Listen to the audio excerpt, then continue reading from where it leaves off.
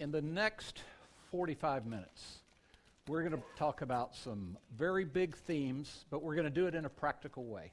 Just by becoming more proactive and more intentional in our life, there are practical things we can do to take steps to live life better. The fact that you can get through a hard school or be very productive at work doesn't mean you're not an alcoholic, or it doesn't mean you're not a drug addict, or it doesn't mean you don't have compulsive habits.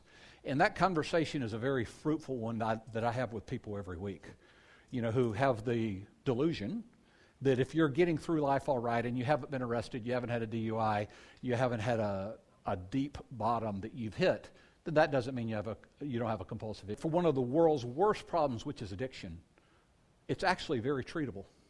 There are millions of people who successfully recovered from addiction. The principles they teach you in recovery do far more than just help you deal with your substance or behavior of choice.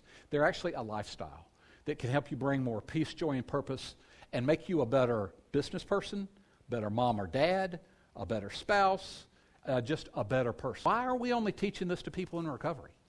Why don't parents bring their kids up this way? Why don't businesses include this in their professional development program? Why don't schools talk about this?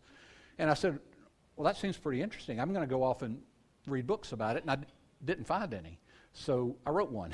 I've talked to CEOs of companies in this town who have said, Steve, I was a workaholic.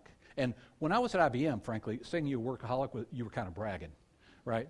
That's kind of how you were telling people, hey, look how hard I work.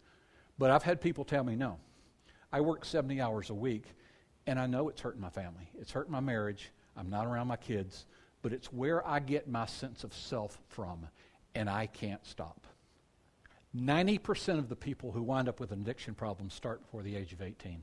Research shows that kids listen to their parents, even when they act like they don't, even when they're mad. You are the most important influence to them. Principles they teach in recovery not only help you deal with your substance or behavior of choice, they help you live life better, to become more resilient, more aware, more empathetic, more connected, happier, and find more peace, joy, and purpose. It's incredible. Kind of the point of the spear of what we're talking about is preventing addiction. But the way you do that is you live life well. Right? Spiritually, emotionally, personally, you live life well. And if I go into any seminar and say, how many of you are close to someone who's struggling with addiction, and ask you to raise your hands, normally it's close to 100% of the people who raise their hands. And the people you know who are struggling are the tip of the iceberg, because most of them are keeping it very close to the vest and they're not sharing it. Sounds grandiose, but I absolutely mean it. As we can all be part of living out a culture of love, grace, and transformation.